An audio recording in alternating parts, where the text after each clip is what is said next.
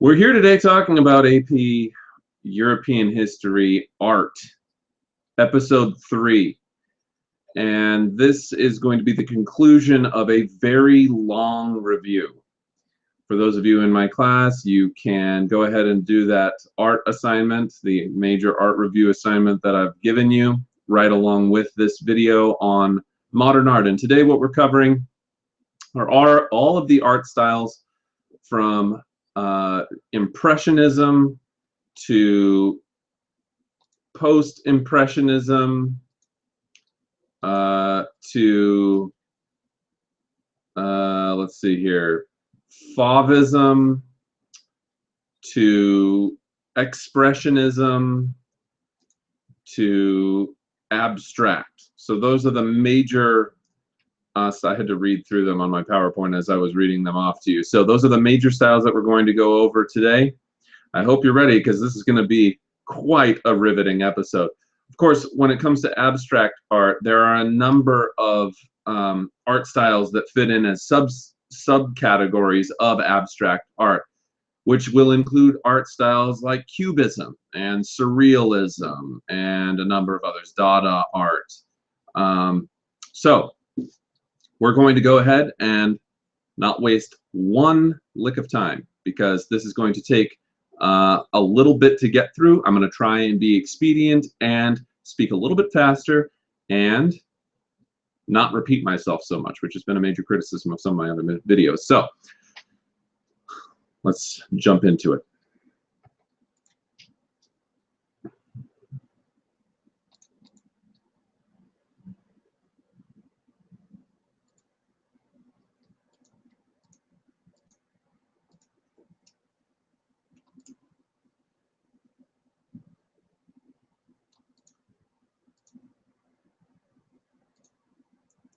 Oh no.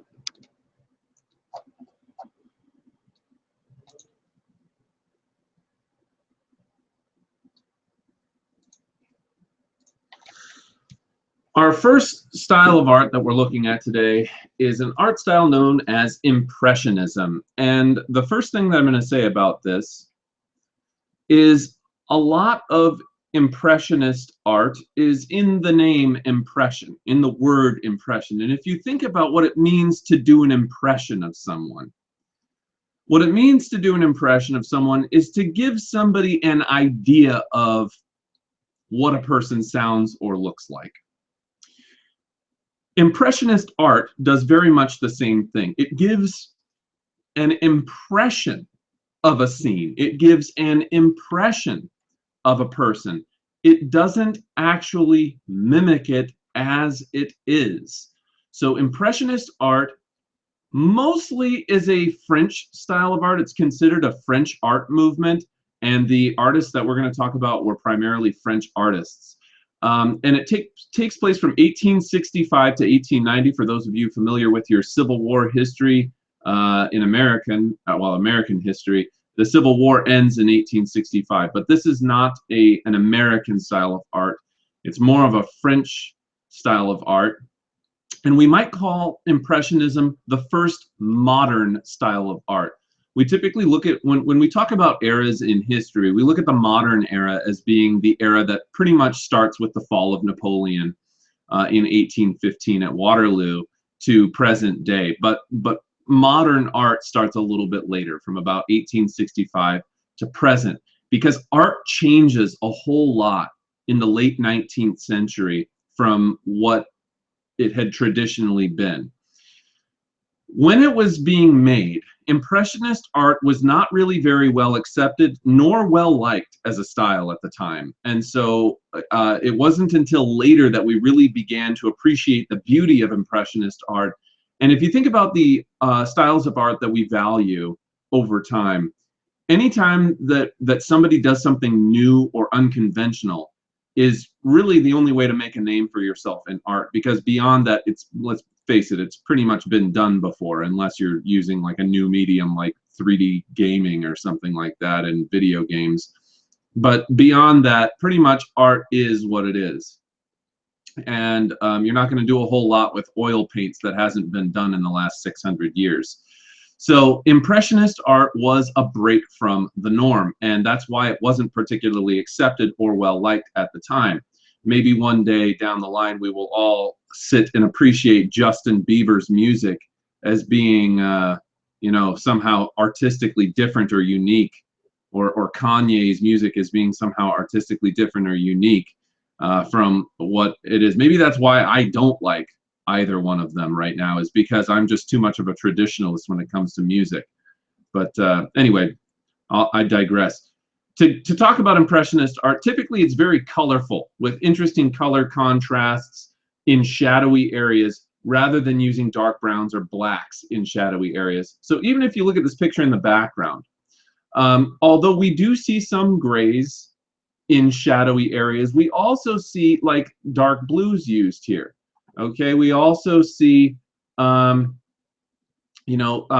colored greens here used in shadowy areas, and you're going to see that a lot in these paintings here. So over here, this is shadowy. It's a little bit, it's under kind of the upper areas of the trees here, but he's using greens instead of dark browns and blacks to shroud out areas, as would have been done maybe in some of the previous art movements in the other videos that I've showed you.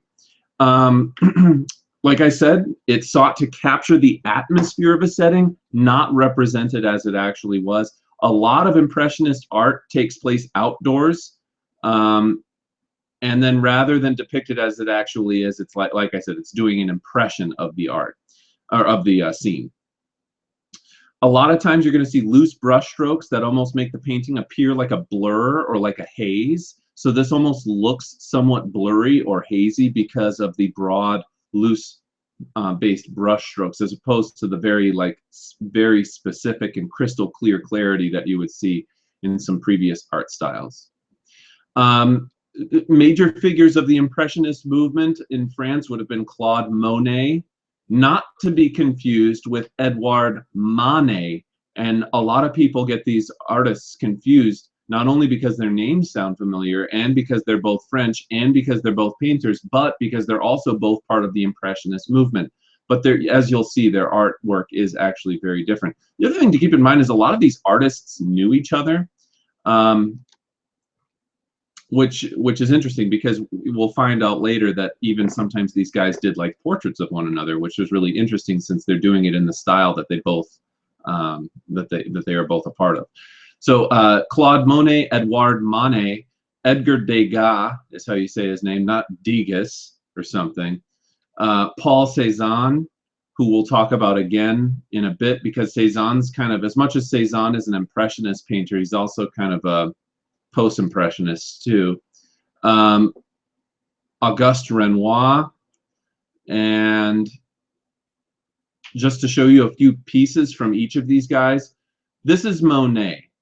Claude Monet, each of these guys, if you guys take AP art history, which I'm almost kind of envious because modern art is really cool. So if you get the chance to take that class, I strongly recommend it. These guys each have their own backstories. Some of them more interesting than others, but Claude Monet, the very little that I know about him, is probably the most famous Impressionist painter. Claude Monet had a very famous series called Water Lilies, of which this is one of them. And the thing that you're going to look at this and say, this looks like it's upside down or something, it's actually not. What he's doing here is this is a painting of water, but what he's doing is he's showing you the reflection in the water. It's really a beautiful piece. And so if you were to look into what I always encourage you guys to do with the limited stuff that I show you here, if you have further questions about it or want to learn more about it, take the time to do that. You'd be surprised what you can find on the internet about these guys. But this is, so these strands that are coming down here, if you're wondering like, what are these? This is the reflection in the water that he's painting. Now the Water Lilies is some of his later work. He did some earlier Impressionist work though in London, as well as in Paris. And so this is Study of a Figure, Woman with a Parasol. A parasol is just an umbrella facing left. This is probably one of his most famous pieces. Again, takes place outdoors, but it gives you an impression. There are no distinct facial features here. If you look at this, it has that hazy, cloudy look, and again, broad brushstrokes. Look at how shadows conveyed here. There's a lot of very kind of muted pastel colors used. There are brighter colors used over here, but again, if you think about how the shadows are conveyed, the shadows conveyed here are blues and greens rather than browns and blacks. And that's a very strong characteristic of Monet's art. Monet did many, many pieces throughout his lifetime, each of them more priceless than the next. Some of his later work, it's kind of sad, Claude Monet's story. He ends up going blind, or at least legally blind.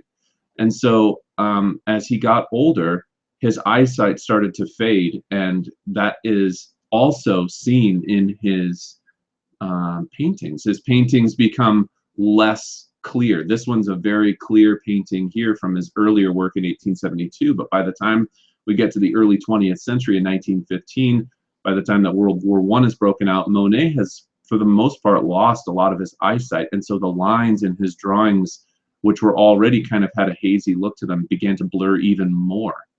And so that's the story of Monet. He's a very, he's probably, no joke, one of my favorite artists, and I'm not even a huge like Impressionist fan, but anyway, this is Edouard Manet's work. As you can see, it is a bit reminiscent, although you do see a bit more clarity in the facial features here.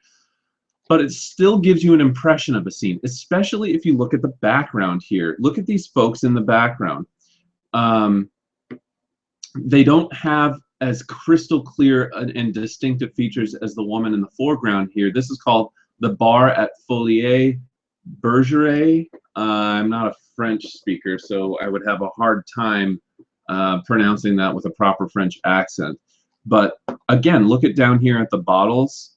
Okay, you don't see crystal clear words written here. It gives you an impression of what this scene looked like rather than an actual representation of what it looked like. You would never look at this and say, oh wow, gee, that looks exactly like a photograph. It's meant to have kind of almost a bit of a how would I don't want to say anything that's going to confuse you with other styles of art, but almost kind of like a memory quality to it, where if you think about how, like, you know, when we think about our memories are kind of somewhat of a haze. But that, I don't want to say that and mislead you, because I'm going to use that kind of same comparison to describe a different type of art later on. Here's the Grand Canal. This is a very famous piece by Monet as well. Again, not to be confused with Claude Monet. Monet, you know, portrays the water here. This is in Venice. He portrays the water here with very broad brush strokes, but again, giving you the impression of reflection on the water. If you were to zoom in on this, you might not be able to tell what it is, but given the rest of the piece, you can look at this and say, oh wow, this is amazing, and you kind of get the impression of ripples in the water here, and so on. And I'm purposefully using that word impression over and over again to remind you that if you ever look at a piece and it's like, oh, that gives me the impression of something, you might be looking at an Impressionist piece of art. This is Degas' work. Again, kind of has that less clarity quality to it, less clear quality to it.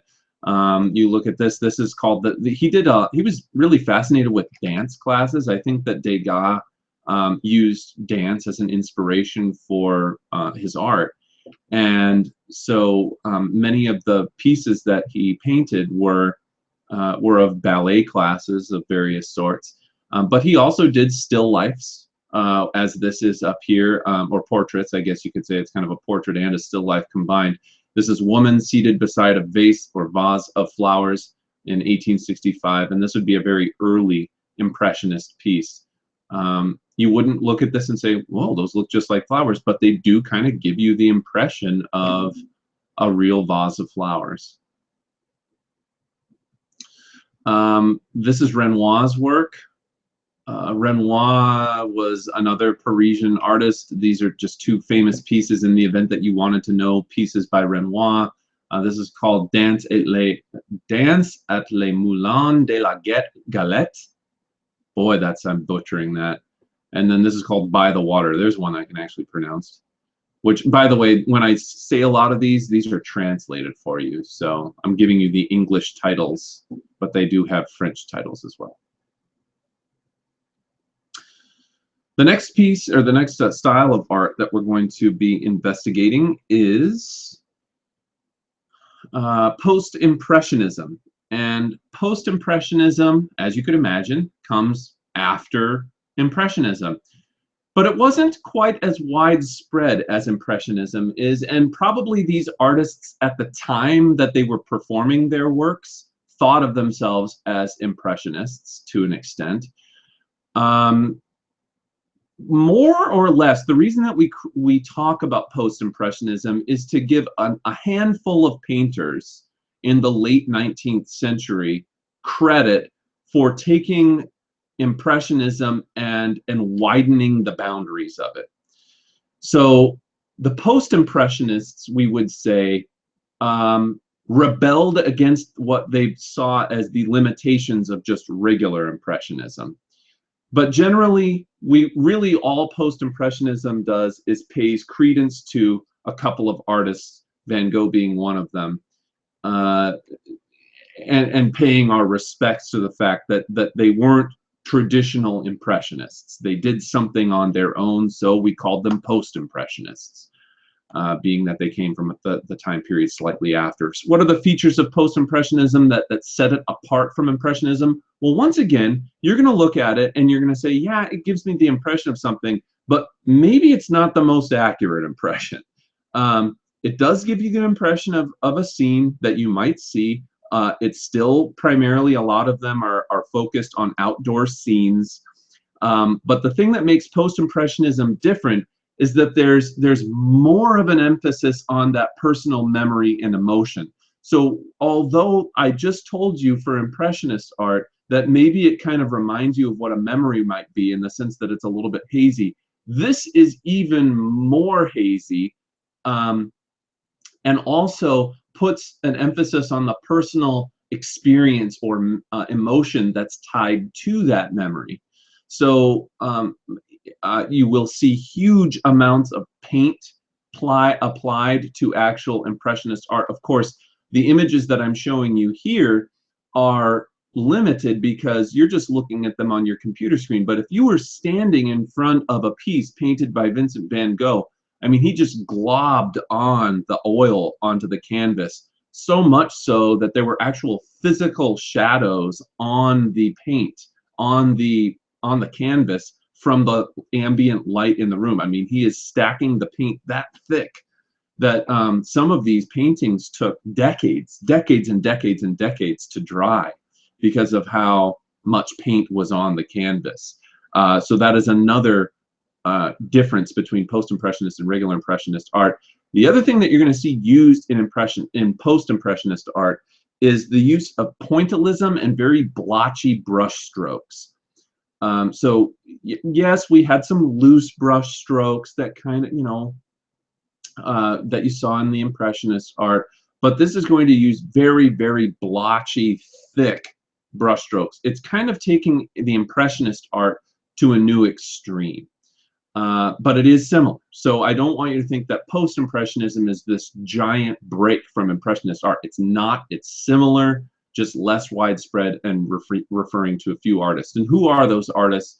Well, I know I already showed you some of the work of Paul Cézanne, but Paul Cézanne could be considered as much as an Impressionist artist as a Post-impressionist artist, and I'll show you why in just a second. Paul Gauguin is how you say his name, Paul Gauguin. Vincent van Gogh, Georges Seurat, these guys are your Post-impressionists. And you can already see, this is a work by Georges Seurat, who was very fond of pointillism. And you see again the colors used for shadows. Okay, so here you have again the trees and the branches on the tree and the leaves and so on. But rather than portraying this as in blacks or browns, this is purples and blues and pinks and oranges to depict shadows. Same with the shadow on the water here from the sail. And the heavy use of pointillism, which is, literally they are picking up the brush from the canvas and putting it back down, many times. Each of these little leaves that you see on the tree here, if you can see on your screen, is a brushstroke dab, and they dab it all over the place, and it gives you a very unique post-impressionist look. So just to show you some more of Cézanne's stuff that could be considered post-impressionist, this is some of his later work. Paul Cézanne's later work was, you know, this pyramid of skulls here. Again, think about the emotionality that's conveyed in looking at a stack of skulls sitting on a table. He did do some still life work. Paul Cézanne, this is a very famous piece from Cézanne called The Card Players. It was from 1894. And note the use of color. You know, it kind of has that more memory quality to it. You know, just slightly different from Impressionist art. Here's Gauguin's work. Paul Gauguin, if you take a look at the color usage here, we are starting to see more variance in colors used in paintings. But it has a very bold quality to it. Look at the oranges, look at the lemons and how bold they are in terms of how they stick out in the piece. This is a self-portrait of Gauguin, and you see here actually Christ on the cross in the background, which is an interesting touch. But rather than being depicted in some sort of, you know, realistic fashion as was done in like high Renaissance art or something a long time ago, he's portrayed in like this neon green color, right? And we can all look at this and see and say, oh, well, yeah, of course, that's Jesus, and he's got his little, you know, garment down there covering himself, and then you've got him on you can see the beard and the traditional long hair and so on. You know, no one's going to look at this and mistake it for anything but Jesus, but how he's depicted is very different from previous styles of art. If you see, again, the facial features here, you know, this gives an impression of a man. But the thing that sets it apart from Impressionism and makes it Post-impressionism is kind of the beginning. You're beginning to see kind of a little bit of an abstract quality here. Why is he positioned in front of Jesus in that manner? You know, up here. The dramatic changes in the colors of this kind of looks like, I don't know if this is like a stream flowing back here, and there's why would a stream be depicted as red? It's not, you know, it's not typical.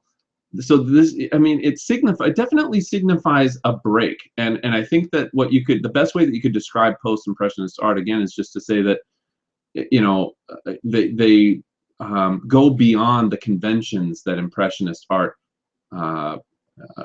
provided or established.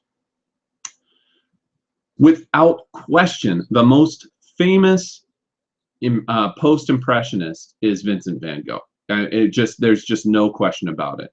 Here you can see Van Gogh's use of pointillism in his own self-portrait. This was done relatively early on, done before he cut his ear off to send to his girlfriend, or I mean the girl that he liked.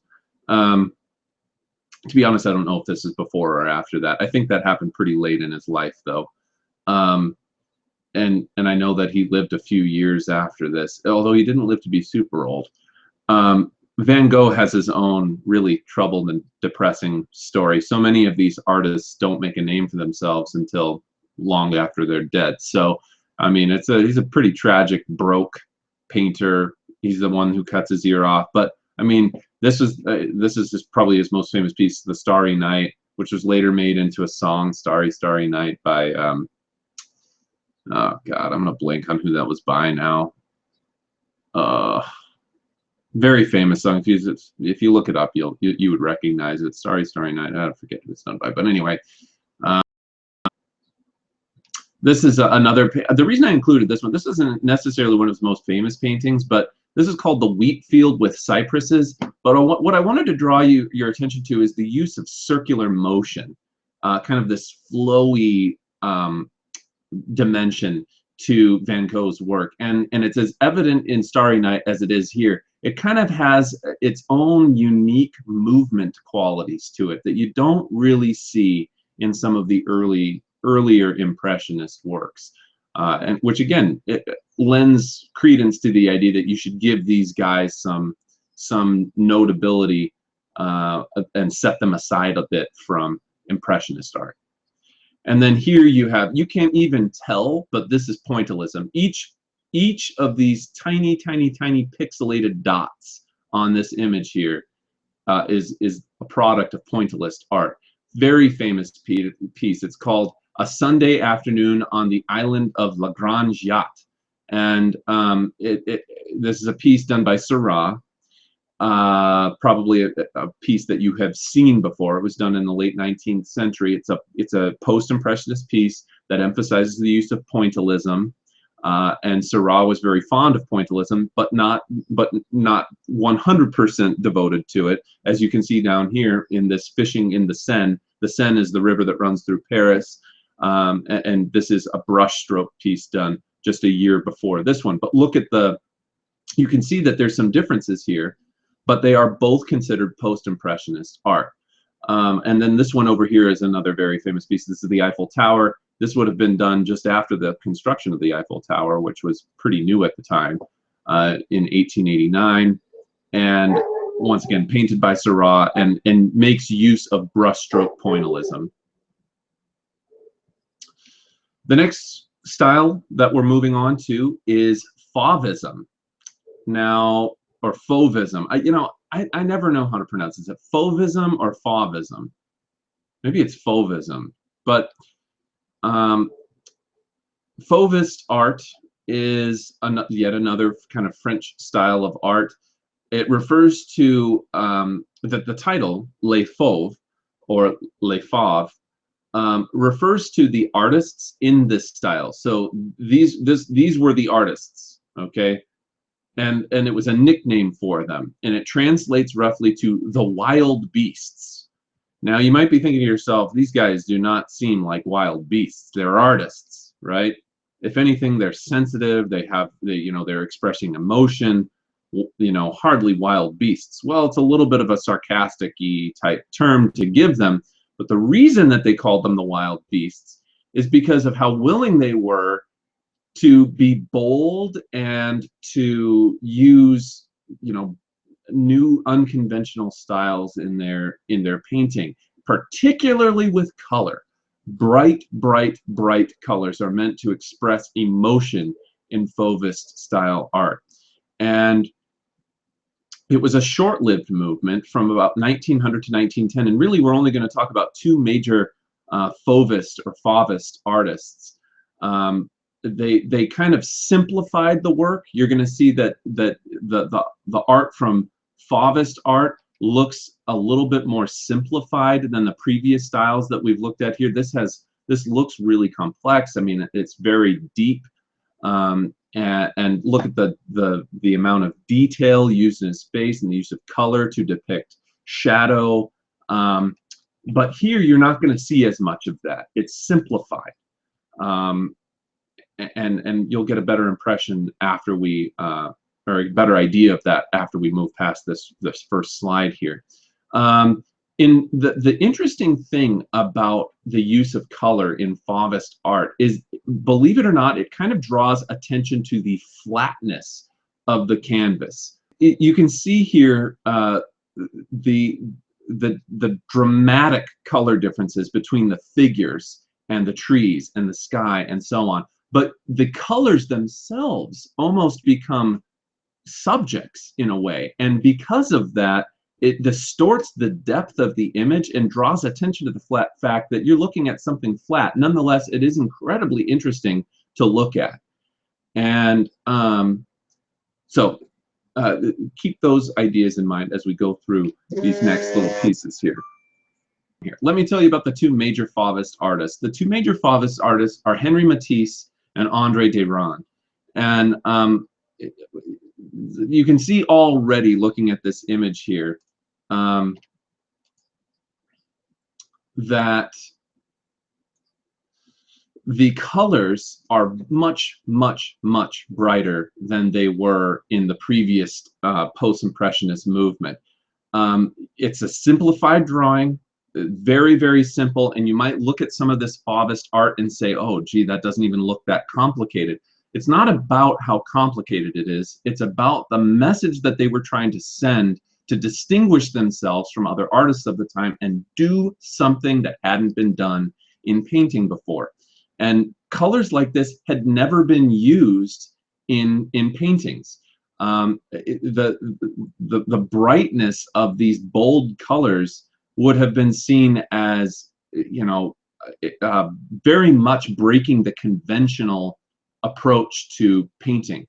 And as such, that's why these guys were referred to as the wild beasts. It's because, you know, they generally speaking were willing to do to break the boundaries of art, and use these wild colors. And the colors, like I said before, the colors themselves very much become kind of characters in the piece because it's just pretty to look at with all the different color usage, bold, bright colors. Really quickly to show you some Matisse works, very simplified, you know, not a major surprise here in terms of what I've been telling you. This is a landscape scene, although you might not be able to tell that simply by looking at it. The name of it is Landscape at Collioure. It's pathetic at pronouncing art pieces. 1905, Matisse. This is probably his most famous work. Sometimes it's nicknamed the Green Line because of the giant green line that's right down the center of her face. But this is a portrait of Madame Matisse, which was presumably his wife. Again, the bright colors, the teals, the pinks or fuchsias or you know, oranges that we have over here, and then the bright green line right down the center of her face had not really been seen in art. You can see here, this is called Vase, Bottle, and Fruit, and this is another classical Matisse piece, using colors that had never been used before to convey this image. This is the work of Derain, and Derain knew Matisse. They were friends, and that's why I included this one down here. In 1905, Derain actually did a portrait of Matisse. Now, this is very, very unconventional. Look at the use of teals and purples and reds and yellows, obviously, in the face. I mean, this is just very, very classical Fauvist art. Very bright, very bold, unconventional use of colors. And so as much as he is the subject of this, so is the fact that he was colored in yellow and teal and still comes out looking, you still somehow, you know, have this interesting interaction when you look at this piece and realize, wow, I'm looking at a person and I have no problems identifying this as a person. But you know, why this use of color? This is the Charing Cross Bridge in London. This was painted in 1906. Another Derain piece, simplified. Look at how all the open canvas space here. You know, there's a lot of whites, frankly, just used in the image. But back here, this is, you know, I don't know if you've seen Big Ben and the Houses of Parliament, which is what he's depicting in the background here. But I can tell you this: they are not bright green. They're like a, you know, they're kind of a yellowy, orangey, brown, goldish color. They're kind of gilded looking, and so to depict them in this manner is very, very different. This one's probably the most traditional of all of them, but it's the reason I'm showing it to you is because it's very much the introduction to abstract art, which is where we're moving next, where we see the use of odd proportions and as different as this art was and as bold as this art was, abstract art gets pretty weird in certain aspects or types of it. So this was a later piece by Derain when the Fauvist movement started to come to a close. So the style that we're looking at is Expressionism, and this is where Expressionism is the prelude to abstract art. Expressionism lasts as a style from about 1905 to 1925. In fact, you know what? Before I jump into this, I'm gonna make sure we don't have any questions.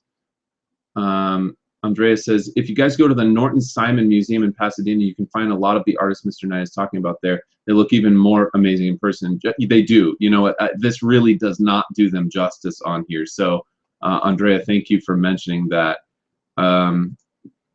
You can also find some of them at the, well, if you guys ever get a chance to go to London, the Tate Museum of Modern Art in London, which I have been to, is another great place to find a lot of these pieces. But also, you can find some of them at the, one second here, I'm blanking, the Guggenheim. If you ever get a chance to go to the Guggenheim Museum, that's another classic place to check out some of this art.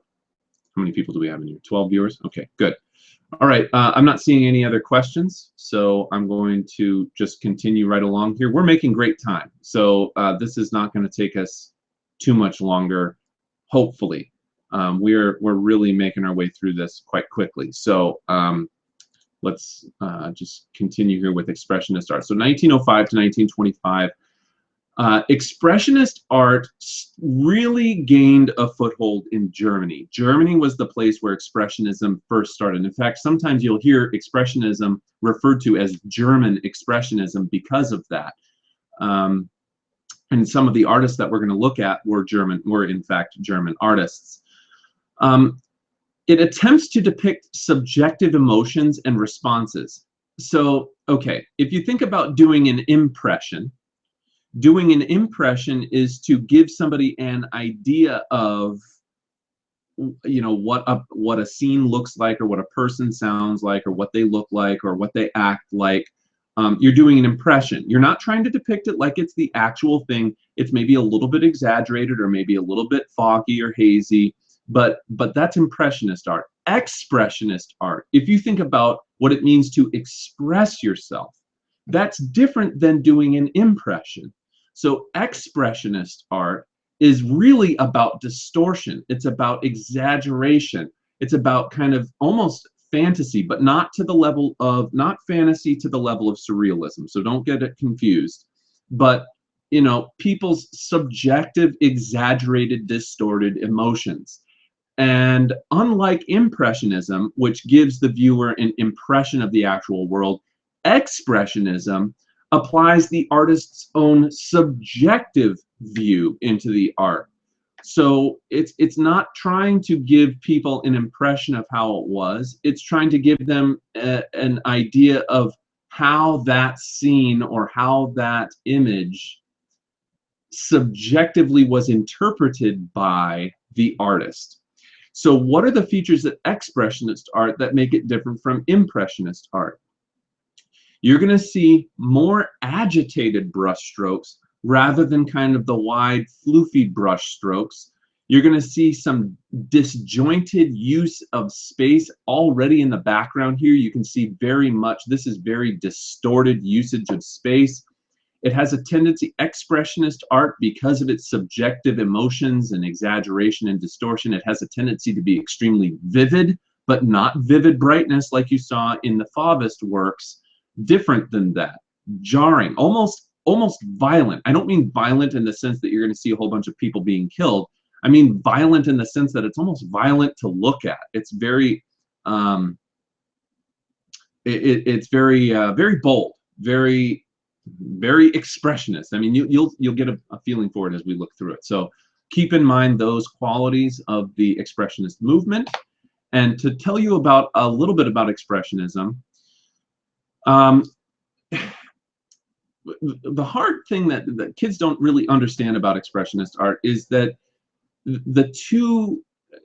although the pieces were done by individual artists, Expressionism got a name for itself by the artists banding together in these two major groups during the Expressionist movement.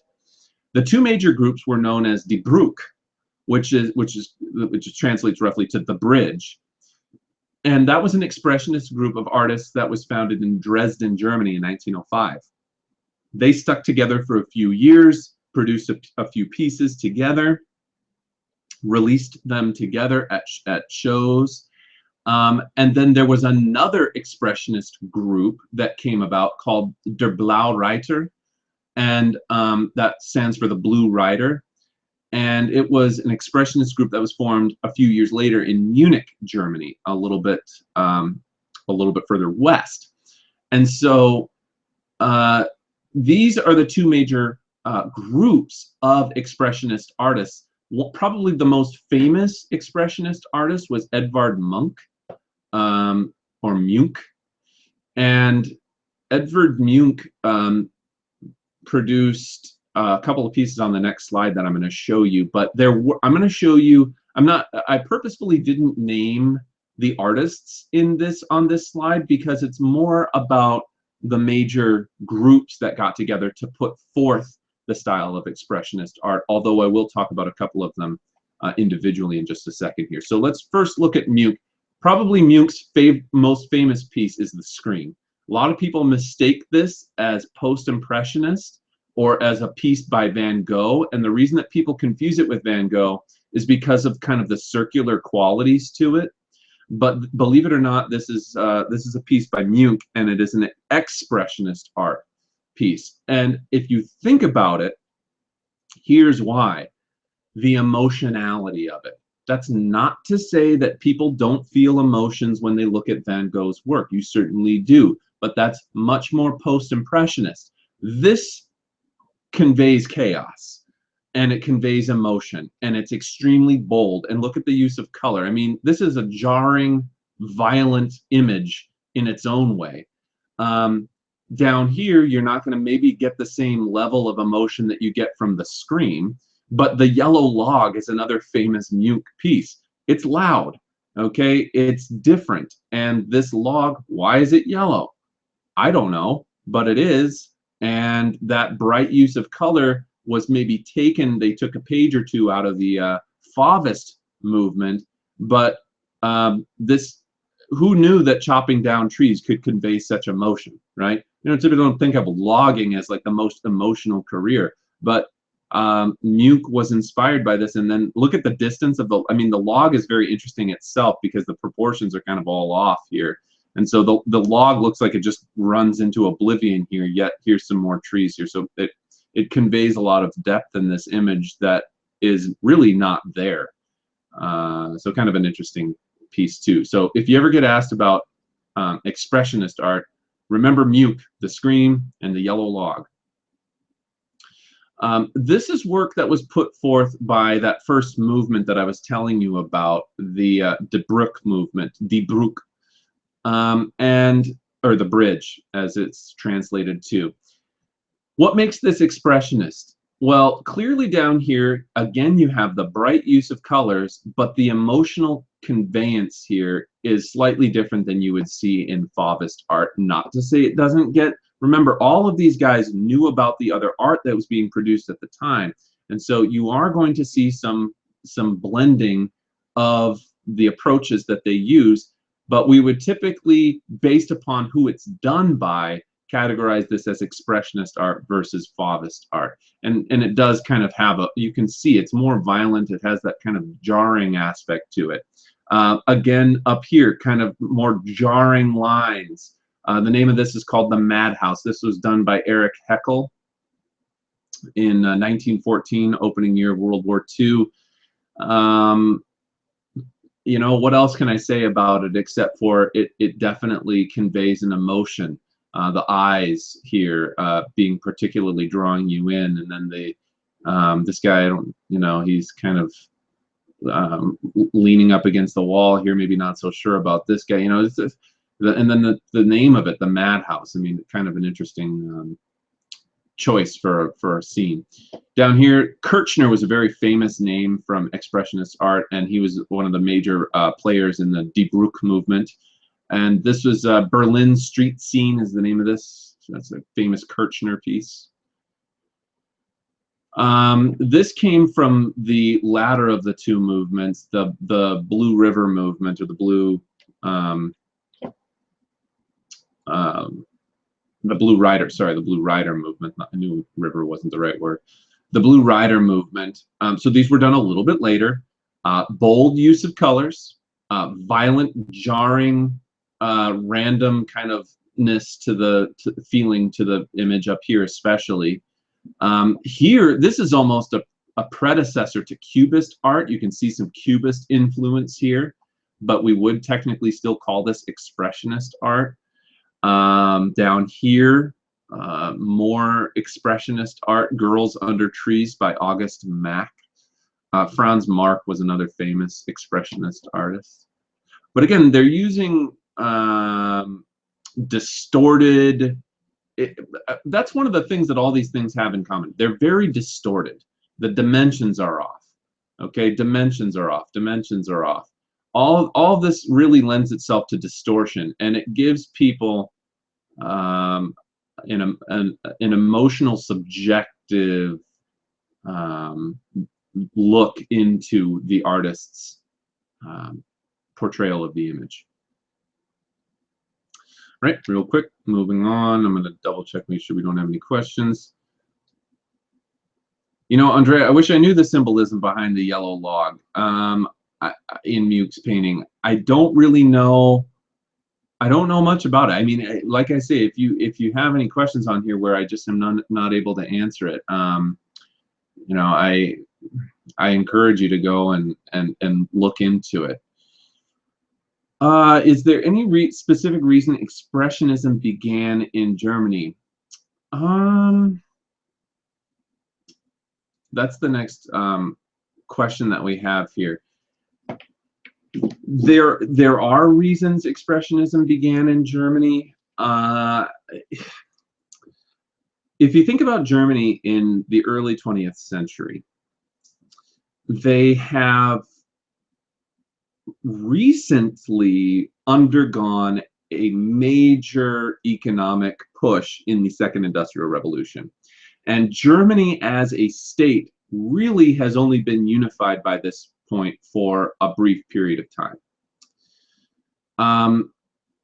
Germany, leading into World War I, is a hotbed of emotions related to nationalism, related to militarism, and particularly its naval competition with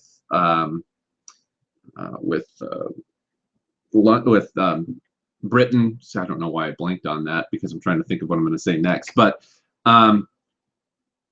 Germany is a hotbed of emotion, and there was a lot of great art coming out of France at this time. The kind of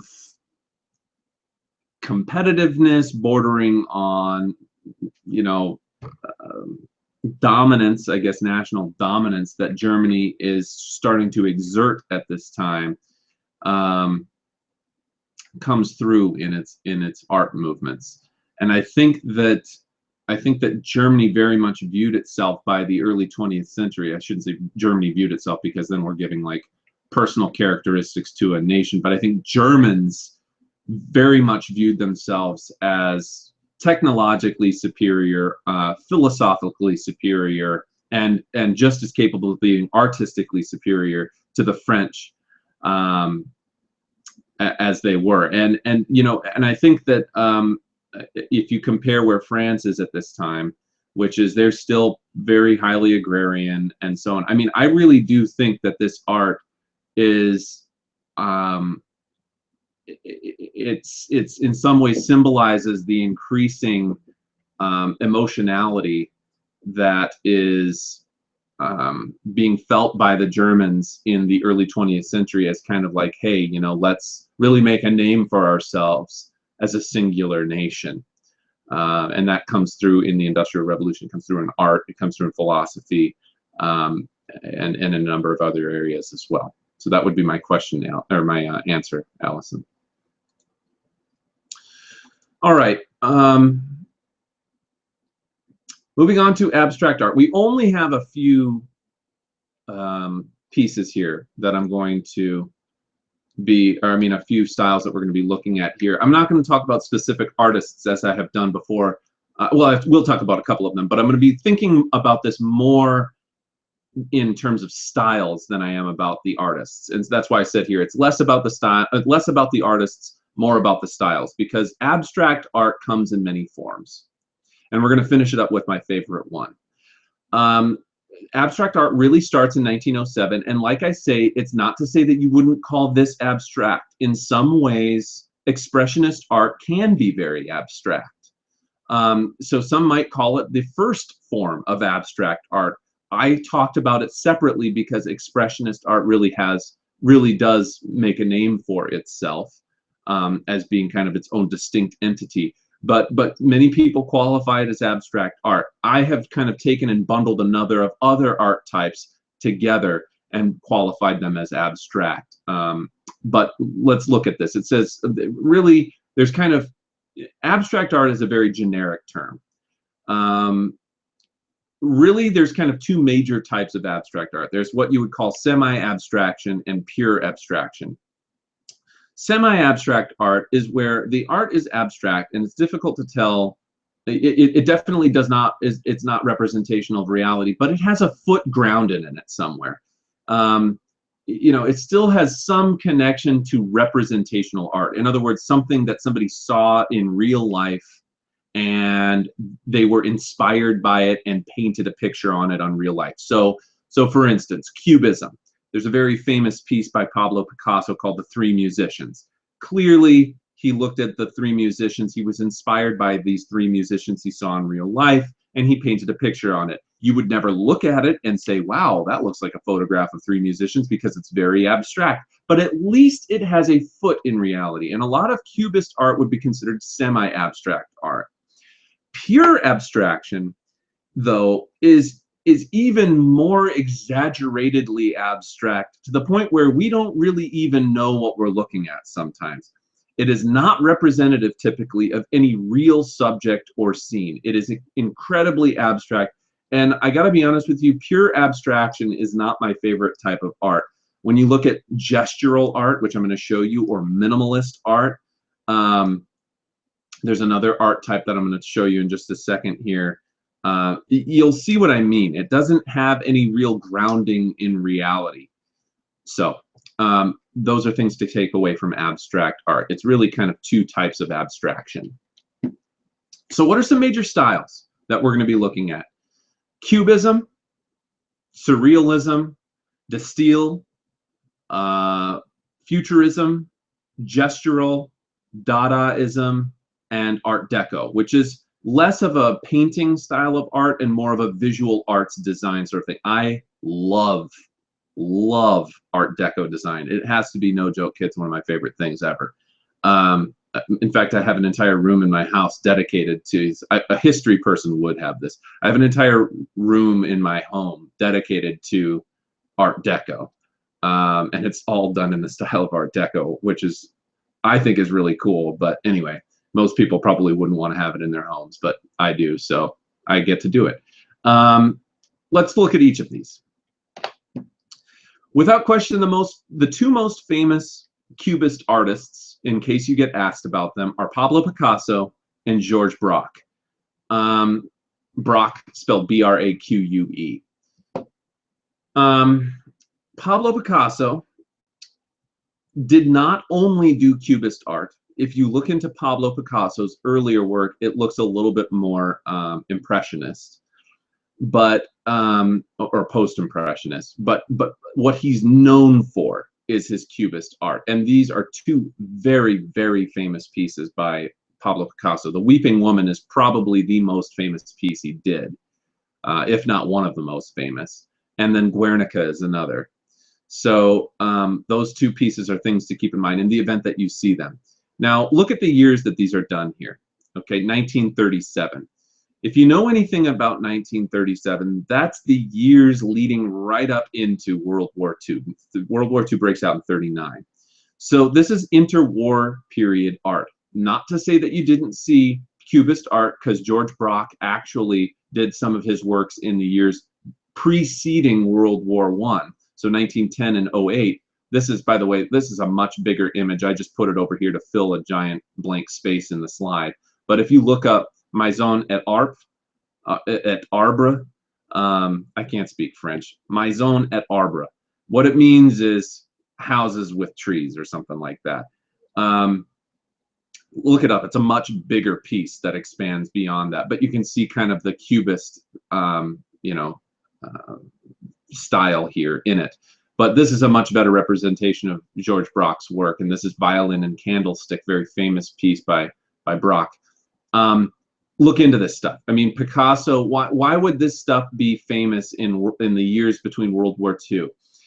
Abstract art really takes off in the interwar years. It not to say, like I say, not to say it didn't exist beforehand, but it really takes off in the interwar years.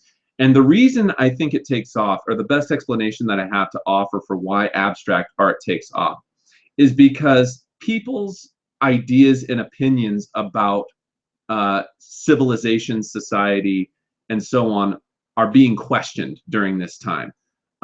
You know, going into World War I, of course, everybody thought that Europe was so advanced and they're so industrial and they're just so much better and so civilized. And look at us, and we've gone and we've colonized all of these distant places, and look at how great we are, and look at how much those people in those other places are savages and uncivilized. And then World War I breaks out, and you have all these crazy you know, new technologies that are now being used to kill people, like poison gas and tanks and armored cars and machine guns and things. And we're seeing people, you know, killed left and right in a way never before seen in warfare. So when World War I ends, there's a lot of questioning about where humanity is at, and that comes through in abstract art. And it allows artists to kind of question the principles of what they believe to be representative of humanity and representative of what is art and what is not art, and really venture into new territory in terms of their creativity and willingness to break boundaries that had previously prevented pieces like this from being made and considered art. One of the things I'd like you to consider as I talk to you about some of this abstract art is that sometimes in regions of deep depression, in eras of mankind where things are dark and things are troubled and things are hard and people's lives are maybe not so settled, sometimes that lends creativity, and humanity kind of finds a way of making something out of nothing. And in 1937, I mean, the world is in the grips of the Great Depression, though I will say that Germany had started to make its way out of the Depression by 1937. Much of the world is still very much in trouble, not the least of which would be the United States, who in 1937 really was still very much reeling from the stock market crash of just 8 years prior. This is surrealist art. It's probably the easiest type of art to remember because it seriously looks like you're having like a fever dream on canvas. I don't know if you guys have ever gotten a serious fever before, but you know, if you ever have a fever and you're stuck in bed, sick in bed, and you start having like those crazy fever dreams where like nothing makes sense and everything is like a quasi nightmare, and you're, you know, people are, you know, acting crazy and your dream's crazy and nothing makes sense, and 1 second you're in one place and then the next you've automatically transferred into another, and then you're you but you're not you, and then a monster comes out with like the head of a dog. Like, it's just crazy, right? Like fever dreams, they're just nuts. And that's what this is. Like, it's that on paper. And this goes back to what I was saying about surrealism really took off in the interwar years. And the most famous surrealist artist has to be Salvador Dali. Close second, though, would be Max Ernst. Max Ernst and Salvador Dali were contemporaries of one another, and both very, very well known surrealist artists that have tons and tons of pieces out. This is probably the most famous example, though, of surrealist art. A lot of people call it the melting clocks. It's actually The Persistence of Memory is the name of that piece. This is called The Triumph of Surrealism. I think it has another name though, like the bird from the fireplace or something crazy. I forget what the name is, but or the monster with a bird head from the fireplace. It's weird. Anyway, surrealist art is categorically bizarre, and it's meant to so one of the famous ideas that was coming out of this time were the psychological principles put forth by Sigmund Freud. And surrealist art meant to kind of pay homage to Sigmund Freud, the Austrian physician slash psychological like founder, or not, he wasn't the founder of psychology, but he was the founder of psychoanalysis, which is a major school or field of psychology. And of course, one of the major things that Freud stressed was that humans were irrational. We thought we were rational, but then look at what happens with World War I, right? And then look, why do people do things? Well, maybe people do things, maybe people do bad things, maybe people do things that they don't even know why they're doing them because of some unconscious desires or unconscious motivations or things that go on with us in our part of our brain that we aren't even aware of. And that kind of sentiment is very much depicted on canvas in surrealist art. It's the idea that maybe by allowing ourselves to dive into our unconscious where things don't make sense, allowing ourselves to analyze our dreams that sometimes don't make sense, and put them in, pay attention to them, maybe we can make sense out of the stuff that doesn't make sense. Maybe we can derive rationality from the irrational. And that's the goal of surrealist art. And so very much you're going to get some very bizarre, this is full flight into the world of the unreal, right? Where it just could not happen. So whenever somebody says like, man, that was our surreal experience, what they're saying is it's like, jumping into one of these paintings and trying to operate as though it's the real world. And of course, that would be impossible to do. Any questions yet on the types of art that I've talked about to this point? No? Okay, let's keep moving forward. So Max Ernst, Salvador Dali, the two most famous. Yves Tanguy was another one, but those two, Ernst and Dali, are probably the best known surrealists. This is where we get into Destiel. It looks like Destigial, but I believe the J is pronounced more as a Y. I'm going to be honest with you, I don't get it. It's a visual style. Destiel movement it's known.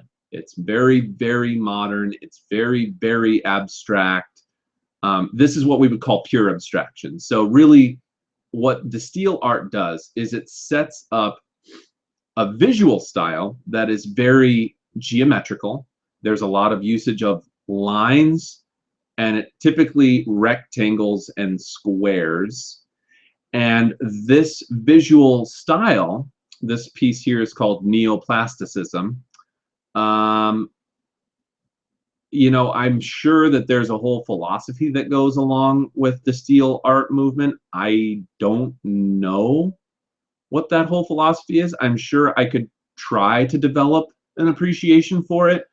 The thing I appreciate most about Destiel art myself is that what was put onto canvas was replicated in like I don't want to say furniture, but in a visual style. And so if you were to take a look at this piece of furniture here, which is just this doesn't have a title to it because it's just a modern piece of furniture that somebody made. This is done inspired by Destiel art. And so I think part of the Destiel art movement is to look at this and try to derive depth. And obviously the use of lines here in a very unconventional fashion prevents the viewer from really deriving a solid perspective of depth here, like you would with a classic cubist style of art, which even then is difficult to derive art depth from.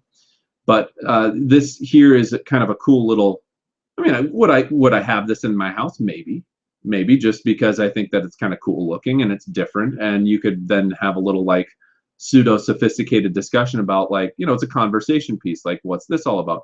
Well, this goes back to the Distille style of abstract art from the 1910s and 20s. And you just really sound like a pompous jerk having a conversation piece like this in your house, right? This was a chair that was made. It wasn't actually made to be sat in like a chair. Obviously, this would not be a very comfortable piece of furniture to have in your house. But again, it's done in the Distille type of art movement. So this is abstract. I mean, you can tell this is pure abstraction. This is futurist art, and futurist art is okay. So I want to say this. Futurist art is kind of Art Deco in painting form, in a way. It is very much inspired by the new technologies that are coming out of the interwar years. Man's triumph of progress, man's triumph over industrialism, man's ability to fly. Look at this is the triumph of technology over literally over, and I do mean above and over, classicism, the classical styles of art. Look at, who needs the Colosseum when you can fly planes, right? This was great for its time. Look at where we're at now. Skyscrapers, okay? Bridge technology and arches in the bridges, and then down here the mechanics of the bicycle, which was invented by this, and bicycles have been around for a long time, but industrially produced, mass-produced bicycles and gears and things of that nature. Not to say that they were just invented in the Industrial Revolution, but man-made. I'm trying to stress the man-made quality of a bike, right? This is actually a locomotive. This piece here is called Speeding Train. And this right here will remind you of the visual styles that you see sometimes in Art Deco, because Art Deco is very much a visual style of art. But we might also look at this and say futurist. Anything that you look at it and, like, no one looks at this and says, whoa, there's a plane of the future today, because it's a biplane and we have,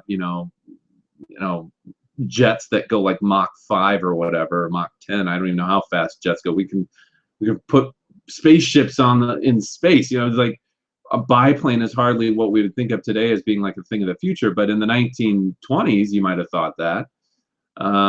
So futurist art, stressing man's triumph of progress over nature. This is what we would call gestural art. So gestural abstraction style, again, is more of a pure abstraction. Here you have, this is called Woman 1, meaning that it's from a series of portraits done on women. You might call this like semi-abstract because it actually did have a subject, but I mean, it's pretty out there. This is not any, no one maybe even would look at this and say, wow, that's a woman. It's pretty out there. I mean, it's bordering on pure abstraction. This one even more so. This one was called Gotham News. This was done in the 50s. That's one of the things I want to stress. This is post-World War II art that we're looking at right now. We're going to jump back in just a second here, but these pieces were done in the post-war era. Jackson Pollock, you probably won't be asked about because he's an American artist, but Jackson Pollock was known for just basically taking a giant, like 8-foot canvas, 8-foot tall canvas, and just taking paint and like taking the brush and just flinging the paint at the actual thing. And so this is like pure abstraction. I mean, I don't even know what he literally just calls this number 8, right? Because it's just so out there. It's very, very abstract. All right, going back a little bit here, talking about Dada art, I want to again stress the chaos that that ensued after World War I, and how unsettled people felt about the entire thing, how fearful people were of the future, and how questioning of man's rationality. So Dada art was all about embracing chaos, embracing the chaotic nature of mankind, embracing the chaotic nature of industrialism, embracing the chaotic nature of what we consider to be civilized versus uncivilized, or rational versus irrational, or humanity versus savagery. So the whole story about Marcel Duchamp, who shows up at this art display and puts a urinal, a public urinal, on its side. Normally the wall of, so this is kind of odd, because you might look at this and say, how is that a urinal? This part of the urinal down here would go on the wall. This pipe would lead up to the water supply, and then the trough of the urinal would be down in this section here. So it's almost like you would, it's almost like you're looking down at the urinal right here. But anyway, this is, the audacity, the pure audacity of taking a urinal, something that is looked at as being, disgusting and gross, and who wants to look at that? No one wants to look at a urinal. There's no beauty in it. And then taking it and putting it on display in an art show, and basically, the message being, embrace the chaos, right? Like if humans are rational, right? If humans are civilized, if Europeans are reasonable thinking creatures who have mastered the universe, then why did we spend the last 5 years fighting World War I at the expense of countless people's deaths? So if we're rational, this is art. Then, and down here, the mechanical head, right? Chaotic. What is this? What does it even mean? Does it mean anything? Do humans mean anything? A very existentially oriented style of art, and existentialism, and trying to find meaning in the chaos is very, very, so whereas surrealist art is more of like a Freudian, explore the irrational side of yourself, explore your dreams, try and make sense out of what doesn't make sense. That same sentiment is in here, but it's very much inspired by the late 19th and early 20th century philosophers like Kierkegaard and Sartre and Nietzsche, who all are existentialist thinkers trying to derive meaning from what seems to be a meaningless life. So this art, it's like trying to derive meaning from what seems to be a meaningless piece. Finally, I have here Art Deco, and I wish I could encapsulate Art Deco in a single word or a single slide. I really can't. I could do 10 slides on Art Deco and you still might not even fully appreciate it for what it is. All I can say is that once you learn what Art Deco is, when you see it, you'll say, that's Art Deco. It has a tendency to use bold geometric designs, but don't think of Art Deco as being something that you only see in paintings. In fact, you're less likely to see Art Deco in paintings because that would be considered futurist art most of the time. Art Deco is something that you're more likely to see in architecture, you're more likely to see it in furniture, you're more likely to see it in car and train and plane design, you're more likely to see it in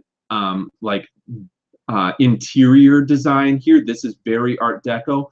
The best way that I can describe Art Deco is that it's kind of the 20th century version of Baroque architecture.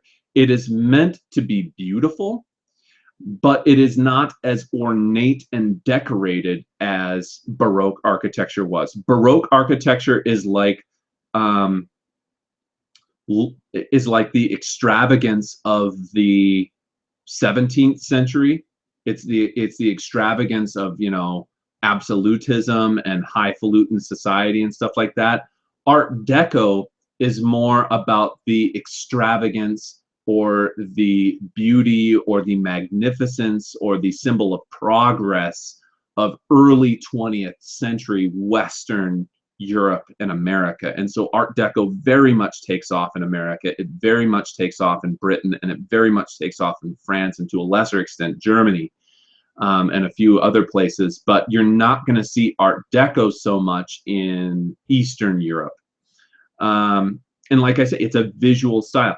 Here's what I would say. If you look at something and you think that looks like a 20th century style, I mean, like a 1920s, like age of Roaring Twenties sort of thing. Although the Roaring Twenties really was more of an American phenomenon than it was, you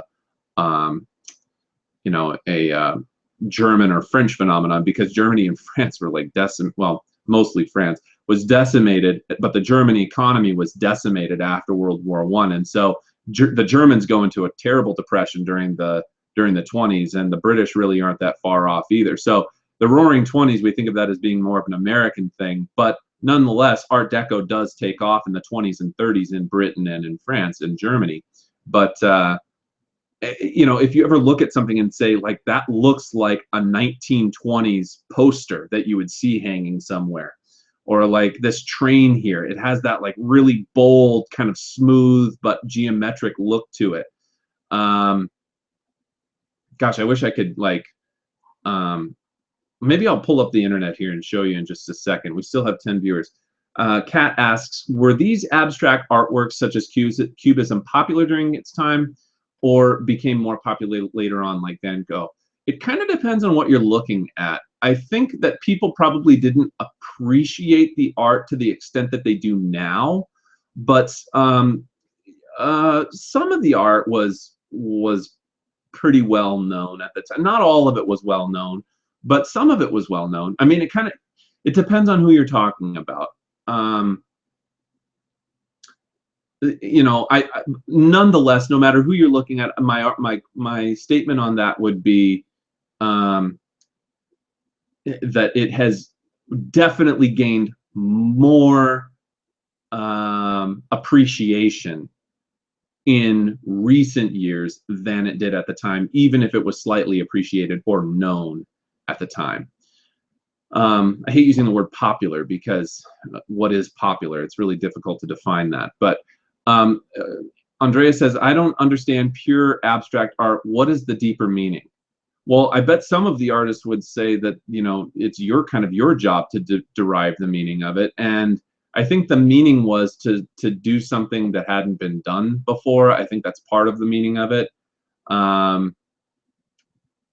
You know, I'll be honest with you, pure abstract art is not my favorite, so I'm probably the wrong person to ask about that. But, you know,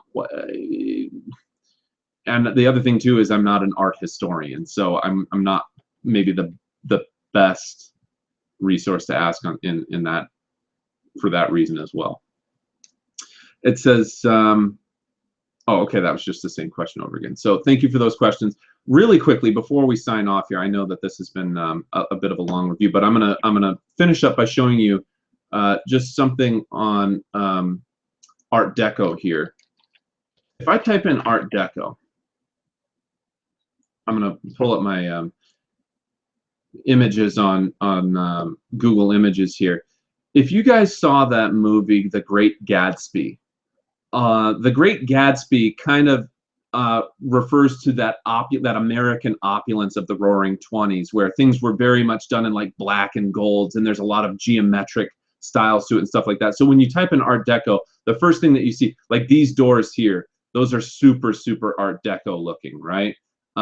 This car here is done with an Art Deco style. The lines on the side like that, the vents, these lines right here, very, very categorical Art Deco styling. Let me see here. What would be another one? This is done in the style of Art Deco. It's a visual style. I mean, you can see here, it's kind of got some symmetry to it.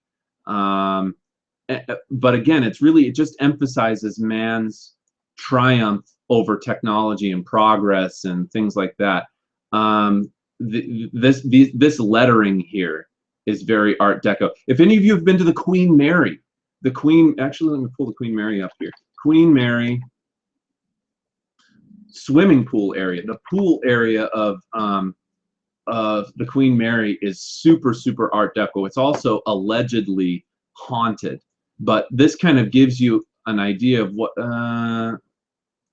that's not a very large image. Right here, this was it during the time, right? I don't know how to describe it to you guys. This is just, it's so Art Deco looking. You just have to build an eye for it. These sconces on, those are called sconces on the wall. That's a very Art Deco thing where the light shines upwards. Again, you can see the use of those lines that I was talking to you about. You're going to see parallel lines used a lot in Art Deco styling. Let me show you some more Art Deco. I love, like I tell you, I absolutely love Art Deco. Oh, these are great here because this will give you an appreciation for it. These right here are obviously modern day. These were not done in the 20s, but they're done in the styling of Art Deco.